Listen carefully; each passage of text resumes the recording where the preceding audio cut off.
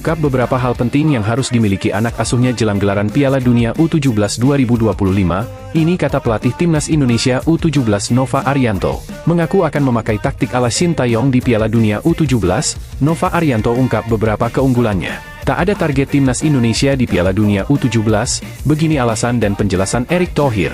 Puji pemain Timnas Indonesia U17 Zahabi Goli, berikut pengakuan langsung dari FIFA. Tak malu-malu bicara kepada FIFA, Evandra Florasta bongkar target Timnas Indonesia U17 di Piala Dunia U17 2025. PSSI ungkap alasan Timnas Indonesia U17 hanya berkekuatan 4 pemain diaspora untuk Piala Dunia U17 2025. Nova Arianto minta pemain Timnas Indonesia U17 introspeksi diri dulu sebelum berlaga di Piala Dunia U17, begini maksud sang pelatih.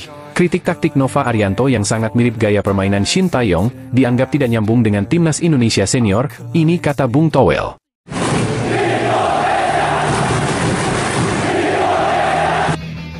Ungkap beberapa hal penting yang harus dimiliki anak asuhnya jelang gelaran Piala Dunia U17 2025, ini kata pelatih Timnas Indonesia U17 Nova Arianto. Pelatih Timnas U17 Indonesia, Nova Arianto, menegaskan bahwa aspek mental menjadi kunci utama dalam mempersiapkan skuad Garuda Asia menghadapi Piala Dunia U17 2025. Secara level, lawan kita tahu berbeda dari AFF, ASEAN Cup, dan Piala Asia, karena ini Piala Dunia, ujar Nova, dikutip dari kanal YouTube Timnas Indonesia. Menurut pelatih berusia 44 tahun itu, para pemain muda Indonesia harus menumbuhkan keberanian dan kepercayaan diri saat menghadapi tim-tim elit dunia. Levelnya adalah yang tertinggi di sepak bola. Jadi saya berharap pemain tidak punya rasa takut dan memiliki mental yang baik, karena kita tidak tahu situasi di lapangan akan seperti apa. Yang penting, mereka berusaha dulu, bekerja keras tanpa takut, agar bisa meraih hasil terbaik, tegas Nova. Selain menyiapkan mental, Nova juga menyoroti pentingnya 3 laga uji coba terakhir sebagai bahan evaluasi sebelum tampil di Piala Dunia. Targetnya ingin melihat lagi persiapan pemain. 3 laga uji coba ini sangat penting untuk menilai kesiapan mereka, baik secara mental, fisik, maupun taktik, jelasnya. Mengaku akan memakai taktik ala Shin Tae-yong di Piala Dunia U17, Nova Arianto ungkap beberapa keunggulannya. Pelatih Timnas Indonesia U17, Nova Arianto, menegaskan tidak akan mengubah pakem taktik yang sudah lama ia terapkan. Menjelang Piala Dunia U17 2025, ia memastikan tetap menggunakan formasi 3 back, sistem yang telah menjadi identitas tim sejak era Shin Tae-yong. Keputusan itu diungkap Nova dalam sesi latihan Timnas U17 di Stadion Madia GBK, Jakarta, Rabu, 15 Oktober 2025, sore waktu Indonesia Barat. Garuda Asia tergabung di grup H bersama Brasil, Zambia, dan Honduras.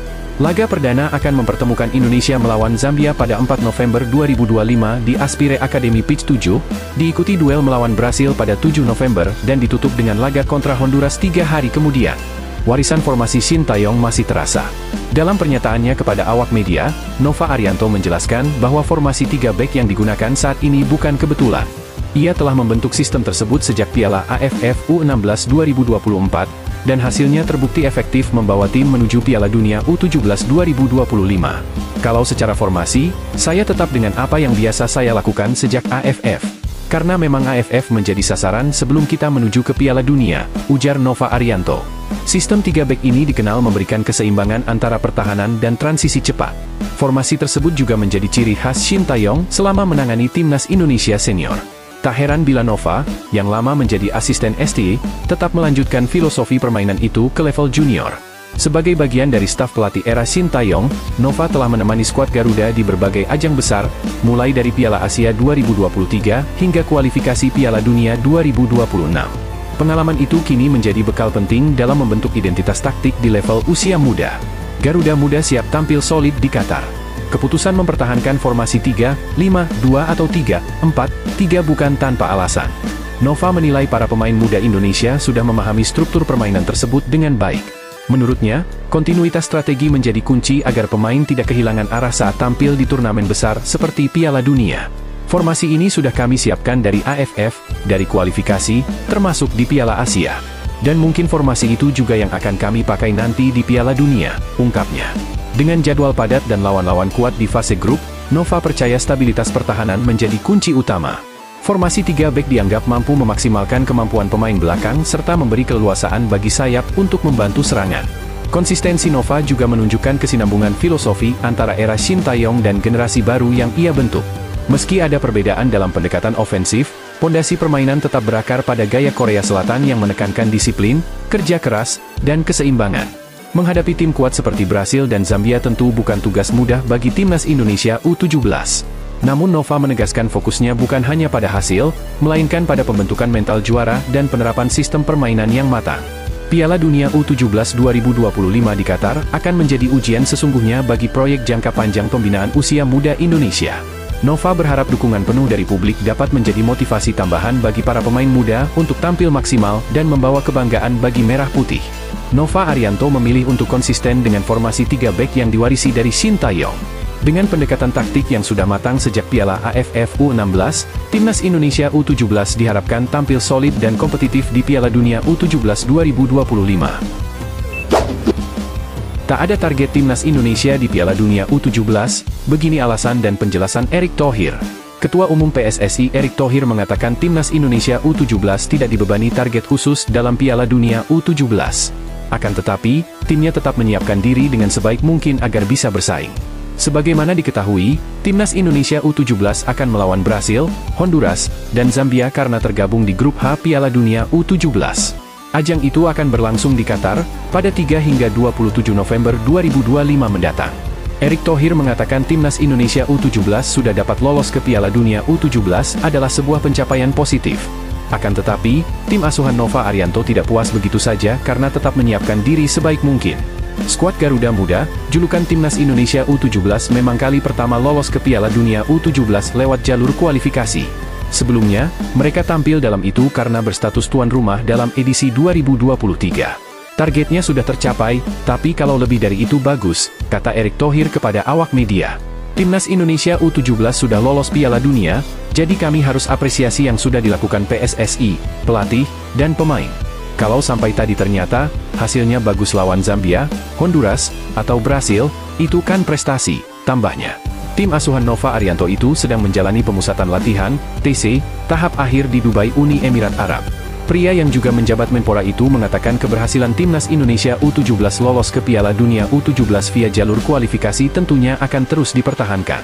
Jadi, PSSI akan berusaha menyiapkan timnas Indonesia U17 dalam edisi selanjutnya dengan totalitas sehingga menjadi langganan pesta sepak bola dunia usia muda. Bagaimana mempersiapkan U17 bisa lolos Piala Dunia U17 secara konsisten, ucapnya.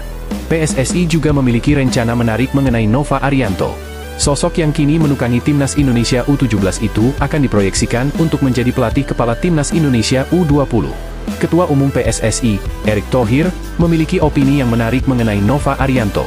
Erick menilai Nova sebagai salah satu pelatih terbaik yang dimiliki Indonesia saat ini. Coach Nova adalah salah satu pelatih terbaik yang Indonesia punya saat ini. Kalau ditanya sudahkah Coach Nova berhasil? Berhasil. Lalu, Coach Nova kemana? Naik ke timnas Indonesia U20, ungkap Erick Thohir. Puji pemain timnas Indonesia U17 Zahabi Goli, berikut pengakuan langsung dari FIFA. Winger andalan timnas Indonesia U17, Zahabi Goli, mendapatkan pujian khusus dari FIFA menjelang bergulirnya Piala Dunia U17 2025. Dia dianggap sebagai satu di antara pemain yang patut dinantikan kiprahnya pada turnamen tersebut. Ulasan khusus mengenai Zahabi Goli ini muncul ketika situs resmi FIFA memperkenalkan para kontestan yang akan tampil di Piala Dunia U17 2025, di mana timnas Indonesia U17 akan bersaing di grup H dengan Brasil, Honduras, dan Zambia. Dalam ulasannya itu, FIFA menyoroti sejumlah kemampuan spesial yang dimiliki winger kelahiran Bekasi tersebut. Goli dianggap memiliki kedewasaan bermain, meski usianya baru menginjak 16 tahun. Seorang winger serba bisa dengan visi yang tajam dan umpan presisi, Goli menggabungkan keterampilan dengan kedewasaan di usianya yang menginjak 16 tahun, bunyi ulasan FIFA mengenai Zahabi Goli. Federasi Sepak Bola Dunia tersebut juga menyoroti kiprah sang winger yang saat ini telah bermain di skuad utama pada salah satu klub profesional di kasta tertinggi Liga Indonesia. Ia juga telah bermain di level senior untuk Persija Jakarta di kompetisi kasta tertinggi BRI Super League dan dia bakal membawa pengalaman berharga bagi timnas Indonesia U17, tulis ulasan FIFA tersebut. Tak malu-malu bicara kepada FIFA, Evandra Florasta bongkar target timnas Indonesia U17 di Piala Dunia U17 2025. Bintang timnas Indonesia U17, Evandra Florasta, ungkap soal target di Piala Dunia U17 2025. Hal ini diungkap dalam situs resmi FIFA jelang turnamen. Skuad Garuda Asia akan segera tampil di putaran final Piala Dunia U17 2025. Turnamen ini akan digelar di Qatar mulai November mendatang. Tim asuhan Nova Arianto sukses mencapai Piala Dunia U17 2025 setelah menjadi perempat finalis di Piala Asia U17 2025. Pada saat itu, Timnas Indonesia U17 lolos dari fase grup setelah menyapu bersih kemenangan. Mereka menaklukkan Korea Selatan, Afghanistan, dan Yaman secara bergiliran. Kemenangan atas Korea Selatan pun menjadi sorotan. Pasalnya, Korsel merupakan salah satu tim terkuat di Asia. Belum lagi, mereka juga salah satu tim yang difavoritkan juara pada Piala Asia U17 2025 lalu. Namun, gol Evandra Florasta di menit-menit akhir menjadi pembedanya. Timnas Indonesia U17 mendapatkan penalti di menit-menit akhir pada saat itu. Tendangan Evandra sebenarnya ditepis. Namun, bola memantul balik kepadanya dan sukses berbuah gol. Baru-baru ini, dalam sebuah wawancara yang dirilis FIFA pada September lalu, Evandra berbicara tentang momen tersebut. Dia mengaku bersyukur karena bola bisa memantul kepadanya lagi. Ketika saya hendak mengambil penalti di menit terakhir, saya sangat gugup. Kaki saya gemetar, saya takut. Tembakan saya ditepis namun untungnya bola memantul balik dan saya berhasil mencetak gol, kata Evandra dalam wawancara yang dirilis di situs resmi FIFA pada September 2025 lalu. Dia mengaku mengasah lagi eksekusi penaltinya setelah itu. Hal itu pun terbukti ampuh ketika melawan Yaman, karena Timnas Indonesia U17 dapat penalti yang sukses diselesaikan gelandang muda Bayangkara FC tersebut. Setelah laga kontra Korea, saya terus berlatih, terutama dalam latihan penalti. Saya meminta pelatih untuk latihan tambahan, katanya. Dan cukup beruntung melawan Yaman, kami mendapatkan penalti. Teknik baru yang saya latih berhasil, dan saya mencetak gol, tambahnya. Pada saat ini, tim asuhan Nova Arianto sudah berada di Timur Tengah untuk melaksanakan persiapan. Di Piala Dunia U17 2025 nanti, Timnas Indonesia U17 akan bersaing dengan Brasil, Honduras, dan Zambia. Namun, Evandra mengatakan dengan percaya diri bahwa mereka bisa lolos dari fase grup. Bahkan, Evandra punya target pribadi sendiri untuk bisa memberikan pesona yang lebih baik.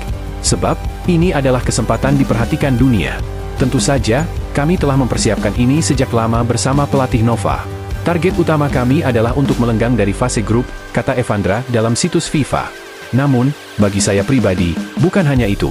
Saya ingin Indonesia membuat kesan lebih besar di Piala Dunia, sambungnya. Tim asuhan Nova Arianto sendiri akan mengawali Piala Dunia U17 2025 pada 4 November dengan menghadapi Zambia. Mereka kemudian menghadapi Brasil pada 3 hari kemudian. Terakhir adalah melawan Honduras. Laga tersebut akan berlangsung pada 10 November 2025 mendatang.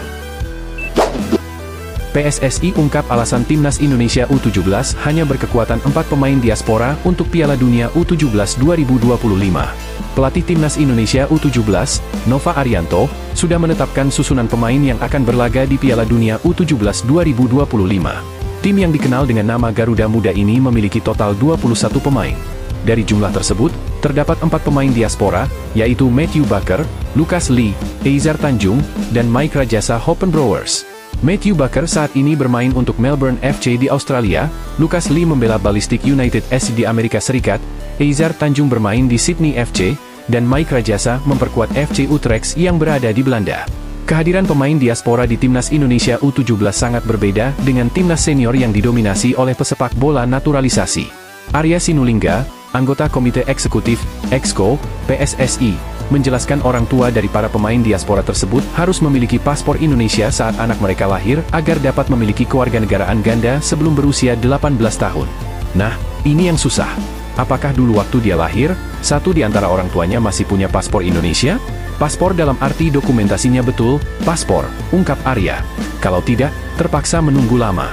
Ini yang beda dengan usia 21 tahun. Usia 21 tahun kan dia sudah memilih. Mereka bisa proses naturalisasi. Kalau yang ini tidak bisa proses naturalisasi, harus menunggu nanti, baru boleh. Tantangan saat proses naturalisasi. Arya Sinulinga mengungkapkan PSSI menghadapi tantangan dalam proses naturalisasi pemain di tingkat junior dibandingkan dengan tingkat senior. Ini perlu saya jelaskan mengenai naturalisasi. Agak beda dengan timnas senior, atau di U23, atau U20. Kenapa? Ujar Arya saat acara Media Cup 2025 yang diadakan oleh PSSI Pers di Jakarta Selatan pada Selasa, 28 Oktober 2025. Karena di Timnas Indonesia U17 itu, masih susah kita untuk melakukan naturalisasi. Kan tidak bisa naturalisasi. Karena usia 17 itu, kalaupun dia harus berdarah Indonesia, satu di antara orang tuanya harus punya paspor Indonesia, jelasnya. Ini menunjukkan bahwa ada persyaratan khusus yang harus dipenuhi untuk pemain muda agar dapat dinaturalisasi, yang tentunya menjadi kendala dalam pengembangan tim nasional usia muda. Harus pahami perbedaannya. Arya memberikan contoh mengenai seorang pemain yang memiliki darah Indonesia dan Amerika Serikat, namun kedua orang tuanya adalah warga negara Amerika.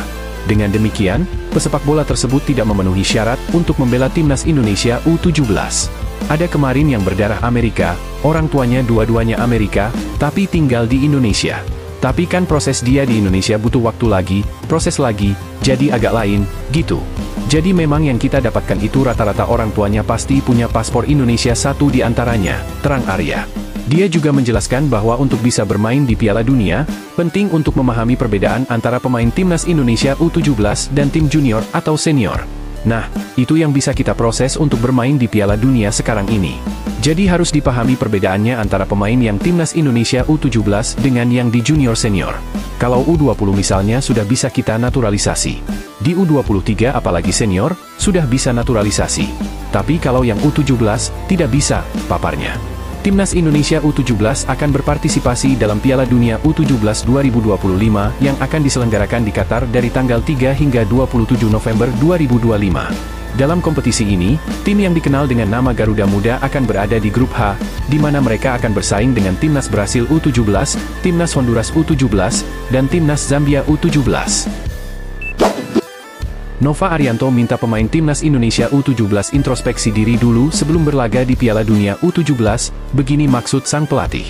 Pelatih timnas Indonesia U17, Nova Arianto, berharap para pemainnya melakukan introspeksi diri sebelum tampil di ajang Piala Dunia U17 2025 yang akan digelar di Qatar pekan depan. Nova menilai, sikap reflektif dan fokus penuh dari para pemain menjadi kunci penting untuk bisa bersaing di ajang bergengsi tersebut. Saya harap pemain bisa terus melakukan introspeksi, karena kita hanya punya waktu 1 minggu menuju Piala Dunia. Saya minta pemain lebih fokus agar bisa mencapai tujuan, yaitu mendapatkan poin di pertandingan pertama. Semoga berhasil, ujar Nova, dikutip dari video yang dibagikan PSSI, Selasa, 28 Oktober 2025. Garuda Muda saat ini tengah menjalani pemusatan latihan, TC, di Uni Emirat Arab, UEA, sebagai bagian dari persiapan akhir menuju Piala Dunia. Selama di sana, Indonesia menjalani 3 laga uji coba internasional melawan sesama peserta turnamen dunia kelompok umur tersebut. Nova mengaku bersyukur atas kesempatan menghadapi lawan-lawan berkualitas tersebut. Menurutnya, laga uji coba melawan tim-tim dengan postur tinggi, kecepatan, dan pengalaman di level dunia sangat membantu dalam mempersiapkan mental dan fisik para pemain muda Indonesia. Saya bersyukur uji coba kami menghadapi lawan-lawan yang sangat berkualitas. Bukan hanya dari cara bermain, tapi juga dari segi postur dan kecepatan. Ini yang memang kita cari untuk mempersiapkan diri menghadapi Piala Dunia, tutur pelatih berusia 45 tahun itu. Di ajang Piala Dunia U17 2025, Indonesia tergabung di grup C bersama Zambia, Brasil, dan Honduras. Laga perdana akan dilakoni melawan Zambia pada Selasa 4 November pukul 22.45 waktu Indonesia Barat. Setelah itu, Garuda Muda akan menantang Brasil pada Jumat 7 November dan menutup fase grup dengan menghadapi Honduras pada Senin 10 November pukul 21.45 waktu Indonesia Barat. Nova berharap, hasil dari pemusatan latihan dan rangkaian uji coba tersebut bisa membuat para pemainnya tampil lebih siap dan percaya diri saat berlaga di Qatar. Yang paling penting, anak-anak harus fokus, disiplin, dan terus belajar dari setiap pertandingan. Piala Dunia bukan sekadar ajang bermain, tapi juga pembuktian bahwa sepak bola Indonesia bisa bersaing di level dunia, tegasnya. Kritik taktik Nova Arianto yang sangat mirip gaya permainan Shin Tae-yong, dianggap tidak nyambung dengan timnas Indonesia senior, ini kata Bung Towel. Menurut Tommy Welly alias Bung Towel, Nova Arianto terlalu kental dengan nuansa Shin Tae-yong. Karir kepelatihan Nova Arianto memang tak akan lepas dari nama Shin Tae-yong. Sebab, dia jadi asisten pelatih asal Korea Selatan itu selama 5 tahun yakni pada 2020 hingga 2025. Faktor itu, menurut Bung Towel, membuat anak kandung pelatih legendaris Sartono Anwar itu sangat lekat dengan sosok Shin Tae-yong. Bahkan, Bung Towel menyebut Nova Arianto sebagai penganut Shin Tae-yongisme. Nova itu ismenya sudah terlalu Shin Tae-yong. Waktu memegang timnas Indonesia U17, teman-teman juga suka meliput dia mengeluhkan anak-anak umpan dan fisiknya, ujar Bung Towel kepada awak media. Nova Arianto, selain pernah sebagai asisten Shin Tae-yong, juga dapat kepercayaan lain dari PSSI. Nova Arianto kini tercatat sebagai pelatih di timnas Indonesia U17. Nah, pada kasus ini, Bung Towel punya catatan kritis untuk Nova Arianto. Sekarang logikanya, teman-teman, anak-anak usia 16 tahun dituntut kesempurnaan. Kalau dasarnya ada yang kurang, tutup mulutmu kerjakan PR-mu ketimbang umbar ke media, ucap Bung Towel. Anak-anak kita passingnya jelek, fisiknya jelek. Mirip dengan Shin Taeyong. Padahal itu pekerjaannya untuk membereskan. Kasihan anak-anak disalahkan, SSB disalahkan. Kerjakan saja. Karena bagaimana mungkin menuntut kesempurnaan dari anak 16 tahun untuk timnas U17? Sempurna fisiknya, passingnya, omong kosong, imbuh Bung Towel. Bagaimana menurut kalian? Turnamen baru Piala ASEAN FIFA resmi diluncurkan, timnas Indonesia bisa jadi raja baru. Presiden FIFA Gianni Infantino meluncurkan Piala ASEAN FIFA. Piala ASEAN FIFA ini akan diikuti oleh 11 negara anggota ASEAN di bawah naungan Badan Sepak Bola Dunia. Tentunya timnas Indonesia bisa turut serta karena merupakan negara salah satu anggota ASEAN. Piala ASEAN FIFA diciptakan untuk kawasan yang melibatkan seluruh 11 negara anggota, kata Gianni Infantino, dilansir dari Berita Harian. Ini akan memberikan dampak yang sangat besar tidak hanya di kawasan Asia Tenggara, tetapi juga di seluruh dunia, ujarnya. Pihaknya menandatangani nota kesepahaman, MOU, baru antara FIFA dan ASEAN. Di mana penandatanganan itu disaksikan oleh Perdana Menteri Malaysia sekaligus Ketua ASEAN Datuk Seri Anwar Ibrahim. Angka 11 sendiri merupakan simbol dalam dunia sepak bola karena sebuah tim terdiri dari 11 pemain dan kini tim ASEAN telah komplit, siap untuk menang, ujar Infantino. Lebih lanjut Infantino menjelaskan bahwa FIFA ingin memberikan kontribusi untuk sepak bola ASEAN. Kami di FIFA ingin berbuat lebih banyak dengan ASEAN dan membangun lebih banyak inisiatif yang bermanfaat bagi seluruh komunitas sepak bola regional, kata Infantino. Kami ingin memastikan bahwa sepak bola terus berkembang di lingkungan yang aman dan mendidik para pemuda, pemudi, anak laki-laki, dan anak perempuan di seluruh kawasan, ujarnya. Belum jelas kapan dan format Piala ASEAN FIFA akan digelar.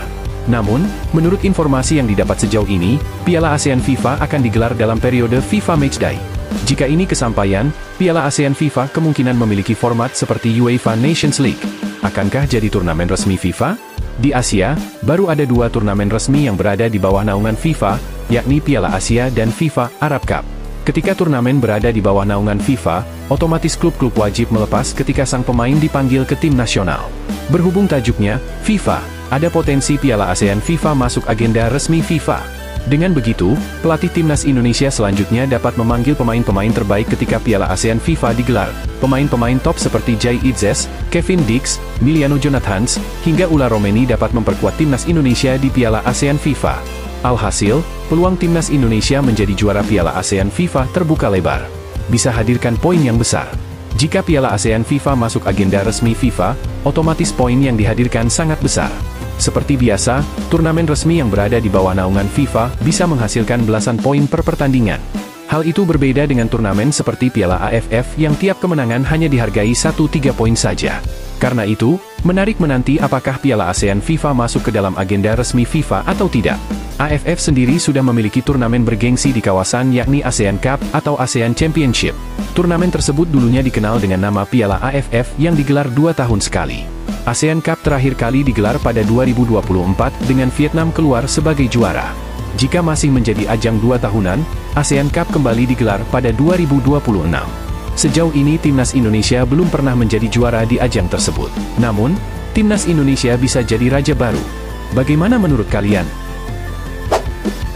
Sarankan pelatih lokal untuk Garuda? Berikut ini alasan legenda Ismet Sofyan dan Atep. Legenda hidup sepak bola Indonesia Ismet Sofyan mengatakan bahwa tak ada salahnya pelatih lokal diberikan kesempatan untuk melatih timnas Indonesia.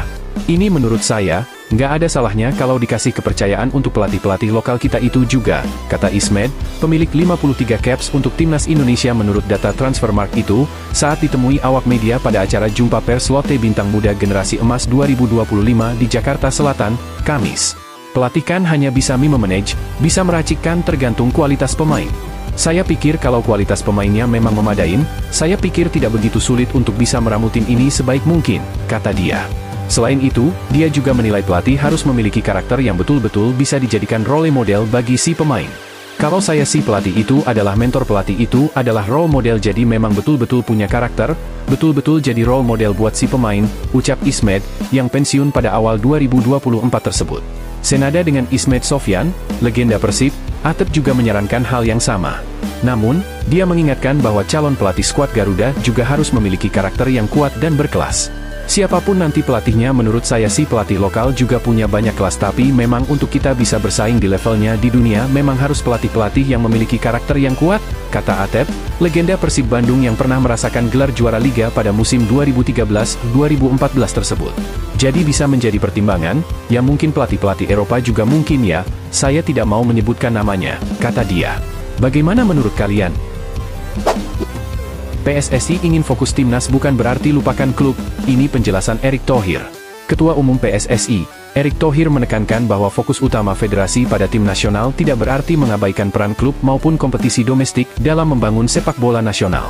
Pernyataan tersebut ia sampaikan untuk menjawab berbagai pandangan publik terkait arah kebijakan PSSI selama ini. Main fokus kita tim nasional. Tapi bukan berarti kita tidak membangun supporting system buat sepak bola nasional, ujar Erick dalam keterangan resminya. Erick menegaskan bahwa pendekatan PSSI bukanlah bersifat sektoral, melainkan menyeluruh. Tim nasional memang menjadi etalase utama, namun keberadaan klub, liga, sekolah sepak bola, SSB, dan kompetisi akar rumput tetap menjadi pondasi yang terus diperkuat. Timnas sebagai etalas, klub sebagai tulang punggung. PSSI saat ini menempatkan tim nasional sebagai indikator keberhasilan, namun Erick menyadari sepenuhnya bahwa pencapaian itu tidak bisa dilepaskan dari kualitas klub dan kompetisi yang berlangsung. Kita dengan liga jalan seiring. Klub dan liga adalah bagian penting dari ekosistem, katanya. Dengan demikian, kontribusi klub dalam membina pemain dari level dasar menjadi faktor penentu bagi kesuksesan timnas. Karena itu, PSSI terus menjalin komunikasi erat dengan operator liga dan klub dalam menyusun jadwal, proses pemanggilan pemain, hingga menyelaraskan kebijakan teknis, NDRC dan perhatian pada hubungan klub pemain. Wujud kepedulian PSSI terhadap klub juga tercermin dari dukungan terhadap National Dispute Resolution Chamber, NDRC, yang menjadi sarana penyelesaian sengketa antara pemain dan klub maupun antar klub. Bukan berarti kita tidak peduli dengan klub atau pemain. Justru kita mendorong keseimbangan lewat NDRC ini. Ini komitmen membangun ekosistem, jelas Erick. NDRC Indonesia merupakan satu dari hanya 5 lembaga serupa di dunia yang mendapat pengakuan langsung dari FIFA. Keberadaannya diharapkan mampu menjaga keseimbangan dalam hubungan profesional di lingkungan sepak bola nasional, yang selama ini kerap terabaikan. Ekosistem yang terhubung, SSB, Liga, hingga Timnas.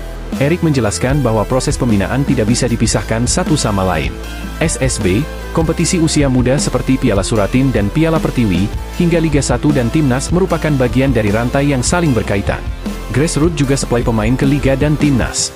Namun, grassroots itu bukan bagian dari Liga, karena itu jalurnya lewat SSB dan pembinaan usia dini, ungkapnya. Saat ini PSSI berupaya agar seluruh jalur pembinaan tersebut memiliki struktur dan kompetisi yang jelas. Salah satu langkah yang dilakukan adalah menjajaki kerjasama dengan sektor swasta untuk menggelar turnamen-turnamen pembinaan. Keseimbangan melalui kolaborasi. Menurut Erick, pembangunan sepak bola nasional tidak boleh dibenturkan antara timnas dan klub. Keduanya harus saling menguatkan melalui pendekatan yang seimbang. Saya bukan berarti mengontrol ekosistem pemain, bukan begitu. Mereka bagian dari ekosistem yang mau kita bangun. Tinggal kita pikirkan apa yang mau kita perjuangkan bersama, ujarnya. Pernyataan ini sekaligus menjadi jawaban terhadap anggapan bahwa PSSI terlalu fokus pada tim nasional dan kurang memperhatikan dinamika di tingkat klub dan liga. Bagaimana menurut kalian?